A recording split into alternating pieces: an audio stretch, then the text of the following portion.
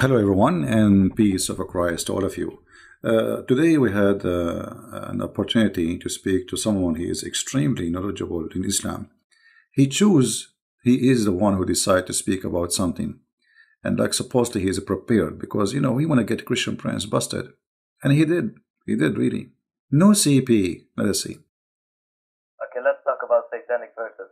Satanic verses, no problem. Here we go. Go ahead.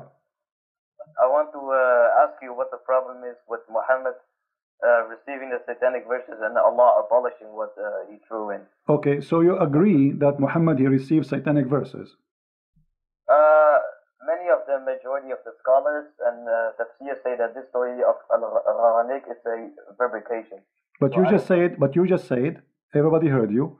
What is your problem with the Prophet receiving satanic verses? Yeah, I do it because Ibn Ishaq and two other early books say that he received satanic verses. All right.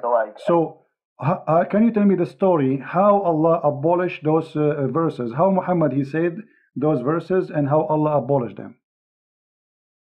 What do you mean? Will he receive verses? What the verses?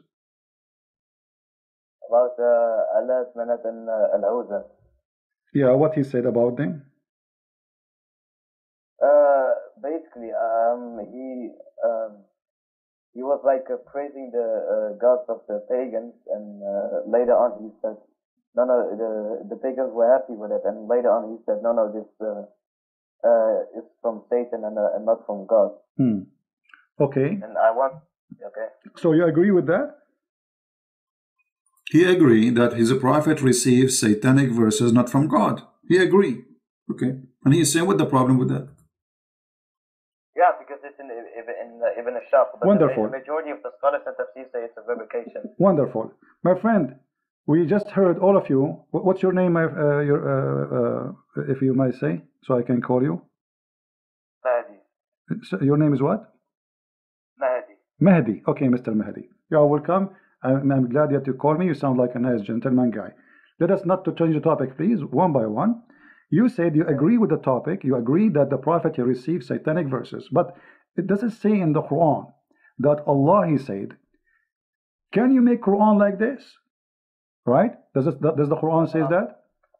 Asking you what the problem is with Muhammad receiving satanic verses. I'm telling you the problem. If the Quran saying nobody can make Quran like Allah Quran, and Muhammad he received Quran from the devil, and he did not recognize that this is not Quran from the devil. That's me. Anyone can make Quran, including Shaitan. Yeah, because it was like 3 verses. It's like meaning one verse that. It doesn't matter. It doesn't matter. Muhammad he thought it's a Quran, and Muhammad he recited as a Quran, and the Quran says nobody can make Quran like the Quran. So how the Prophet of Allah could not recognize that this is not Quran? Yeah, because Jibreel, Muhammad thought that he was receiving from Jibreel, but Shaitan, like, he was tricking him into receiving these verses. Guys, did you hear? Shaitan was tricking Muhammad. So Muhammad is a fool.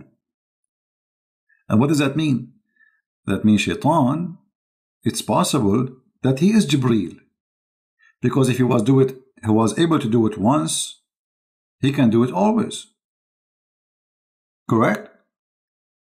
So now how we will know if Muhammad seeing Jibreel or seeing Shaitan? Listen carefully now. Your problem with the satanic verses, since okay, no problem. Listen, as long you are the one who agreed that Muhammad he received satanic verses, and you heard of the story that Jibreel or Shaitan he came in the image of Jibreel, right? How and what is our guarantee that not all the Quran is from a guy who came in the image of Jibreel and he's Shaitan? What is our guarantee that the verse is saying that Allah will abolish the Quran, which is from Shaitan, is not from Shaitan himself? Because the Quran message of the Quran is to worship the God of Abraham, Isaac, and Jacob, the one God. Okay, no problem. But if you worship wrong worship, still you are not following the true God. As an example, you're a prophet, he kissed black stones. You Muslims, you claim that you are not pagans. What is it?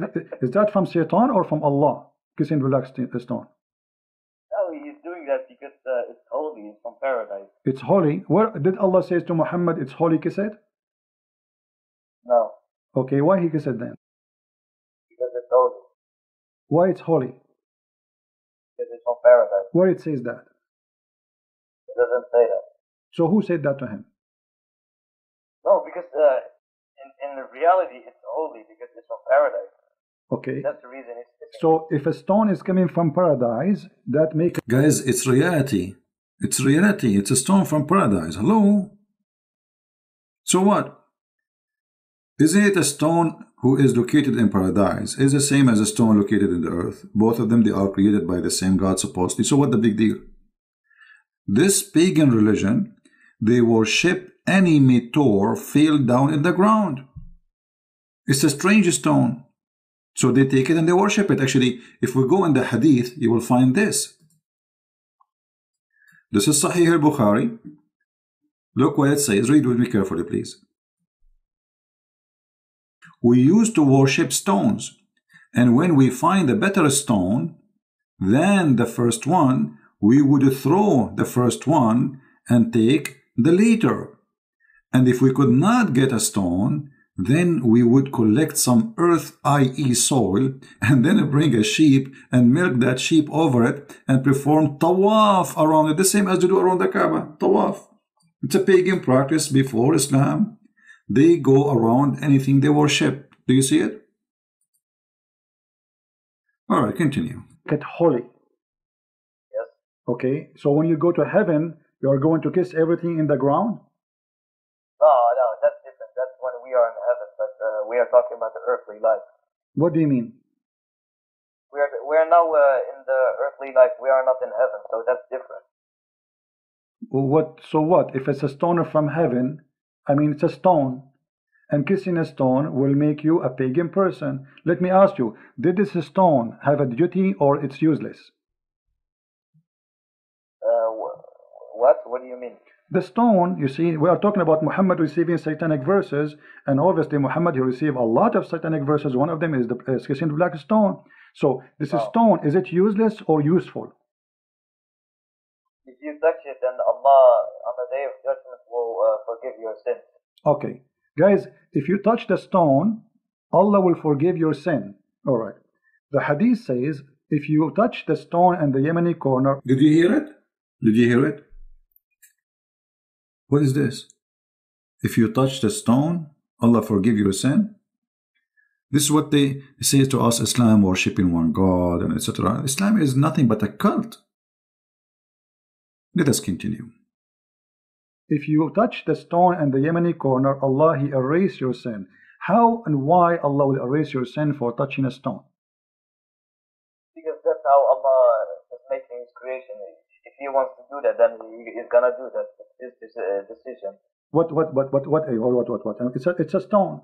You see? I mean, okay. How easy it is, just touching a stone will make me lose my sin? Yes. Okay. Why? What is the logic in that? What? Okay. Why if you touch? Explain to me why if you touch the stone is going to erase your sin. What will happen exactly? Then on the day of judgment, the stone will Allah will make the stone rise, and the stone will say to Allah, this person, as such a person, touched me, and then Allah will forgive him and allow him to enter paradise. That's wonderful. So the stone now became a mediator between the man and God. Is that correct? Sorry? The stone is going to intercede for you. Yes. Okay, but isn't it the Quran says in that day there is no intercession? By His permission. Except by His permission, and the permission given to the stone? What are you talking about? He gives permission to the stone. He gave a permission to the stone to intercede. If we go in the hadith, let us do that. We will find the hadith saying, the Messenger of Allah said about the black stone, by Allah, he swear, this guy is serious. Allah will raise it in the day of resurrection with 2 eyes by which it sees and a tongue that it speak. So my drawing was absolutely authentic. as the Prophet exactly he said. No Muslim now can say Christian Prince is fabricating how the black stone look like. Can you? So now we have clear evidence of what Muhammad said, and this Muslim, Muhammadan, he was agreeing, yes, the black stone is going to come in the judgment day. You do not need to be genius to discover that Muhammad is a pure pagan person. He adopted the pagan belief before him. He mixed it with some Christian teaching, some Jewish teaching, some Hindu teaching, some, Sabian teaching, which, stars, and then that is Islam. Yet they claim that they are people who follow Abraham. No, Abraham, he taught you there's stones, you kissed them, and they have tongues and eyes, and they will witness for you. This is what Abraham, he taught you? Anyway, let's go back to the video and see what this gentleman, he is going to guide us to. I don't know how many of you at the end of this will decide to become a Muslim. Listen carefully.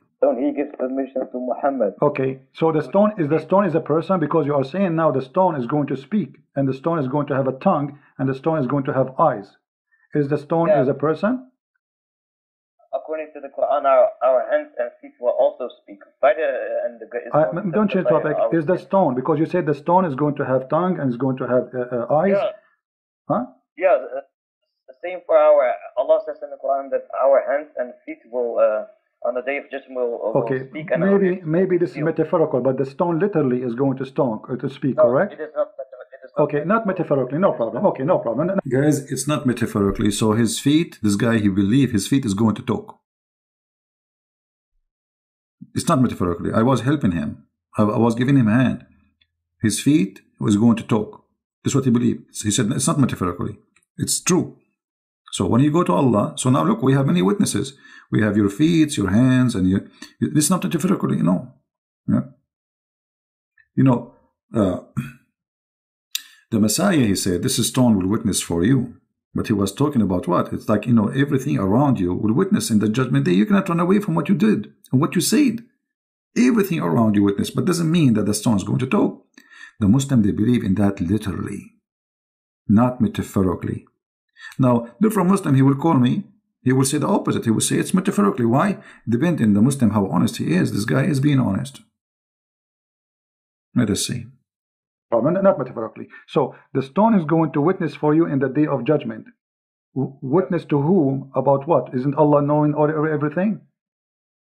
Oh, my friend, that is very stupid of you to say. I can raise 1,000 questions for you if you... No, we are talking about making satanic verses. What is my guarantee that this stone story is not from Shaitan? Let me show you something. Did Umar ibn Khattab, he say that you are a useless stone, there's no harm and there's no benefit from you? Did he say that?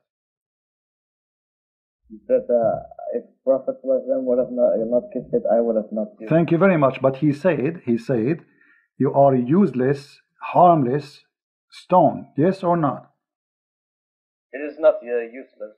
He said that. He said, no doubt that you are a stone, can neither benefit anyone nor harm anyone. Did he say that or not? That is not true. It does benefit because Allah will forgive you. So you are saying Umar ibn Khattab, he did lie? No. Okay, if he know, well, he said the hadith in front of me and you speak Arabic. Yeah, but that's Umar ibn Khattab. That's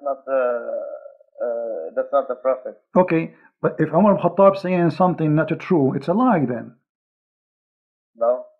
What do you mean no? Either you agree with him or you don't agree. No, did he tell the truth when he said that? Did he tell the truth when he said that this stone is useless?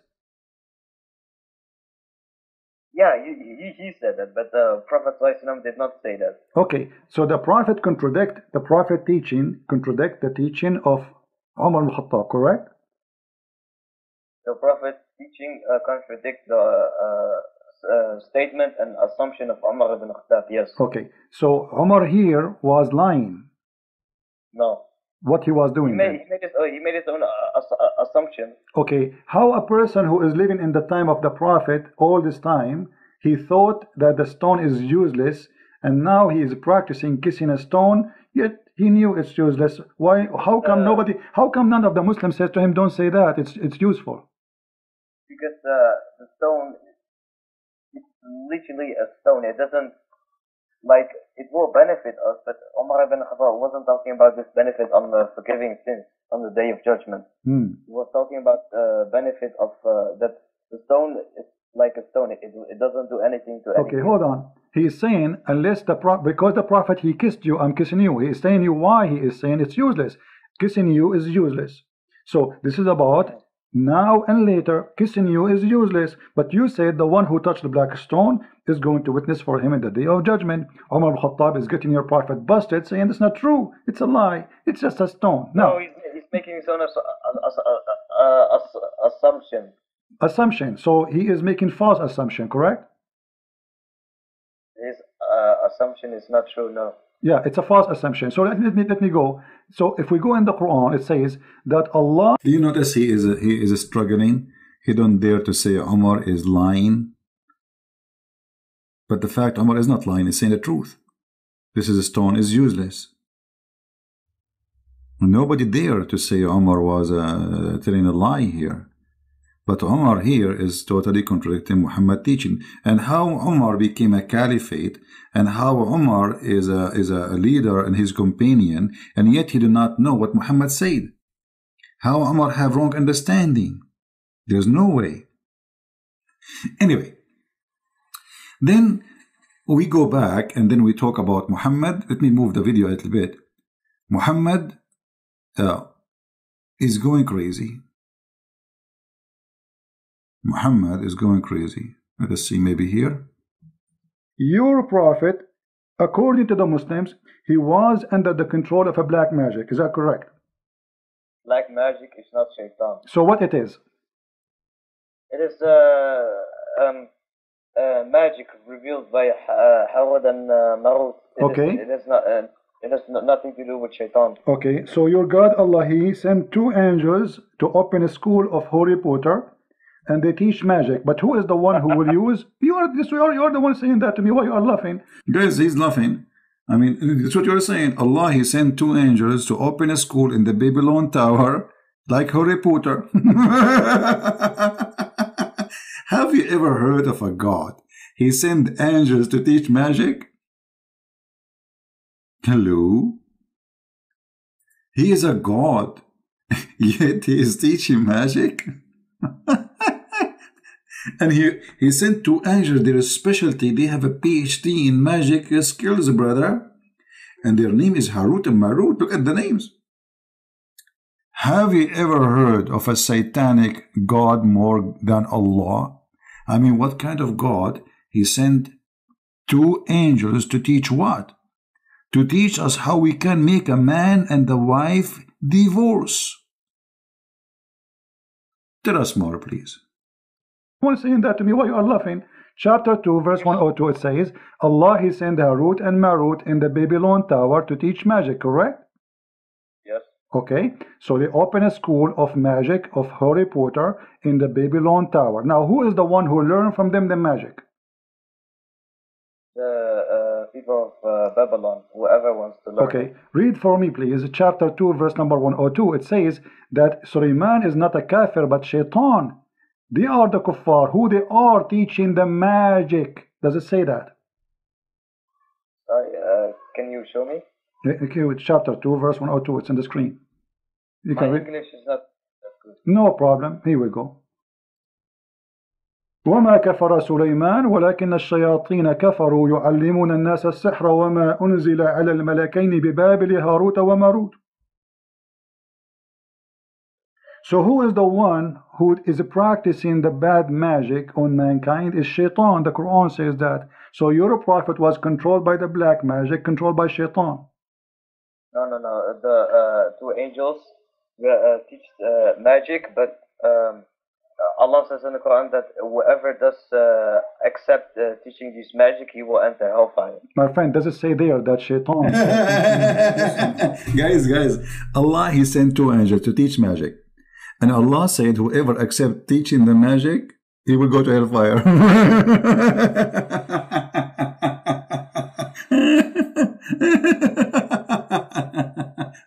So if you accept me teaching you magic, I will send you to hellfire. What's wrong with this religion? Am I lying? No. Okay. No what? No, but Habibi, I will call you back in just 2 minutes. Let us move a little bit because he will come back and we want to hear him saying that Muhammad was a crazy man. Yes. Okay. So my friend Mahdi, thank you for calling back first.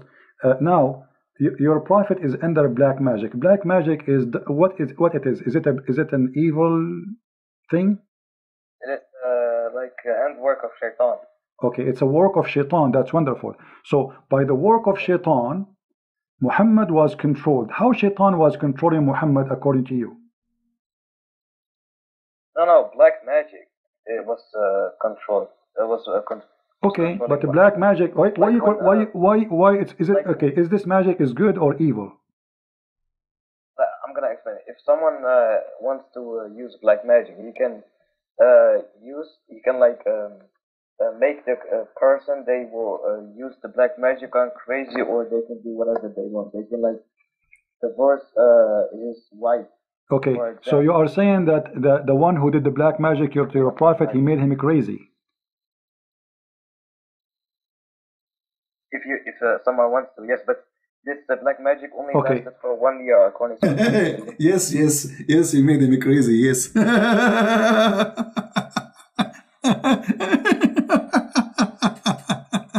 Unbelievable.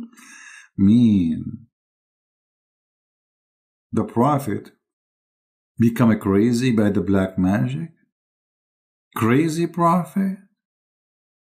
For how long Muhammad was crazy? Okay, hold on. So you're a prophet according to you. Okay, my friend Mahdi. You're a prophet, he became crazy because of the black magic. And you are the one who said they can make you crazy. So your prophet became crazy because of the black magic. How we can trust a crazy man, as you said, to be a prophet of God? It was only for it lasted only for 1 year, according to Ibn Ishaq. It was only for 1 year he is crazy.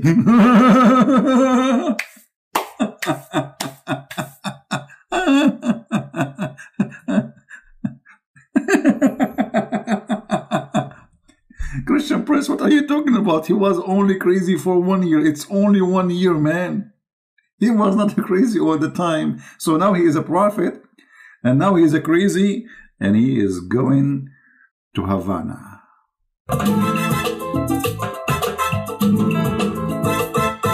Crazy man became a prophet. Crazy man became a prophet. Crazy man became a prophet.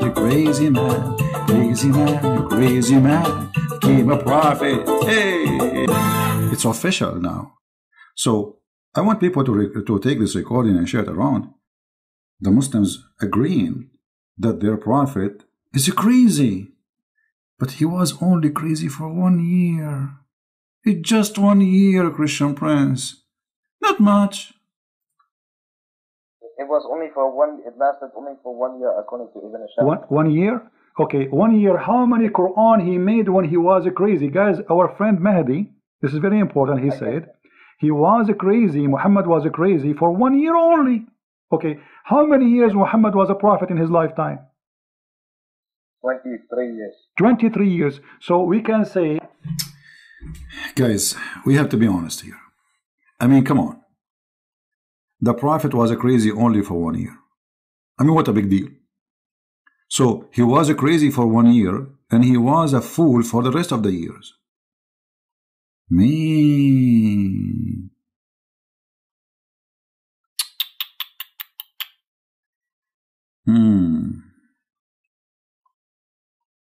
I have no comment. It's official. Crazy God, crazy prophet, crazy stone, crazy religion, crazy people. Huh? You see, when they say black magic, this is simply fiction. What black magic? Simply, he's crazy. This is right. He was crazy. In the old days, when somebody is crazy, they don't know because he look fine. You know, in the body, he's healthy. but he do stupid stuff, crazy stuff. So they think he was bewitched. So the Muslims agreed now that two things happened to Muhammad. He was bewitched and he was crazy. And as long as they agree that bewitching is something evil and it's from the devil, that means Muhammad was controlled by shaitan, if you believe in bewitching. If you don't believe in bewitching, well, Muhammad obviously is mentally ill, and the guy, he agreed. He said his prophet was crazy only for 1 year. What happened at the end of the year?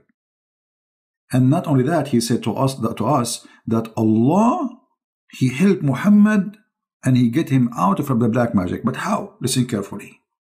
So during the 1 year of Muhammad being crazy, according to you, how many chapters Muhammad he made? But he was crazy. When Muhammad was under the influence of black magic, Allah subhanahu wa ta'ala revealed two surahs. One, I forgot the name of it. One is Surah Al-Falaq, which has 5 verses, and the other surah has 6 verses. Together, them has 11 verses, and Muhammad needed 11 knots because the shaitan, there was 11 knots to break. 11 knots. The shaitan, he made for him 11 knots. Shaitan, he made for the prophet 11 knots. This guy, he just said, it took Allah 11 months to open those knots. I mean, how powerful this God is.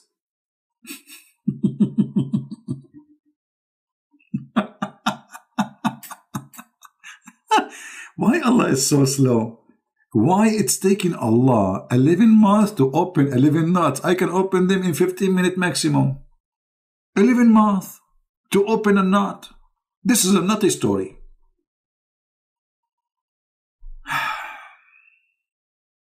I don't know what to say. It must be true religion. The Prophet was controlled by 11 knots. At the end of the day, we are here to share with you the truth. And the truth will set you free. Obviously, Islam is a stupid cult. And I don't think anyone here have a little honesty after all what you heard just today. You will believe Islam is not a stupid cult. You see, there's many cults, they are smart. But Islam is a stupid cult. Yet this stupid cult accepted by many people. I mean, how that can happen? Very easy. Make people not to ask questions. Make them be afraid from asking the question. Refrain from even thinking about questioning. Then Islam is good. The second you start asking questions, Islam collapses. Today's video is really important. I hope people will download it, share it. Because at the end of the day, maybe now you learned, but there is somebody else who needs you to save him. Muslims, they try to deceive youth, teenagers. You don't want your son to come back home one day and say, Dad, I want to be a Muslim, or Mom, I became a Muslim. Why? Because you did not do your part. And if you think those things will never happen to you, you are mistaken, my friend. There's many people, they never thought that their kid will go to Islam. They go to school, they see Muslims, and Muslims are very well trained with the art of deception. So you need to help yourself. It's your duty to save your family. At least save your family. I mean, come on. There's millions on the internet posting videos lying about Islam, including people claim to be Christians. So your family, they are in a risk of deception. You heard the story of the guy from Australia who found suddenly a video on YouTube that his son, who is 16 years old, joined ISIS and he commits suicide bombing. How sad. 16 years old kid. They destroyed him. Literally destroyed him. Why? Because his parents, they did not take time to explain to him that Islam is a dangerous, filthy cult. So it might be Islam is funny and is stupid, but Islam is dangerous. If you don't believe me, you open your TV and watch. How many today only, they are slaughtered in the name of Allah? In Africa, in Nigeria, in Ethiopia, everywhere. I laugh, I make you laugh. It's a comedy, but this is a very sad comedy.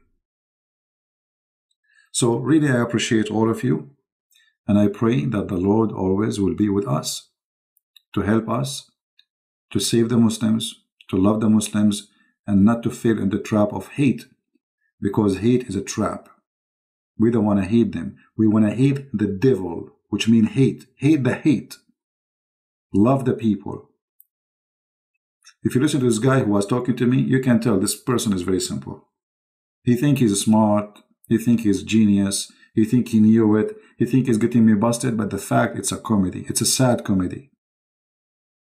This is the video we were watching. You can download the previous one if you did not get it yet. It's called Coffee with Christ versus Coffee with Muhammad. So I want to say thank you for being here, all of you. Until then, Christ is Lord. Islam is false. And see you soon.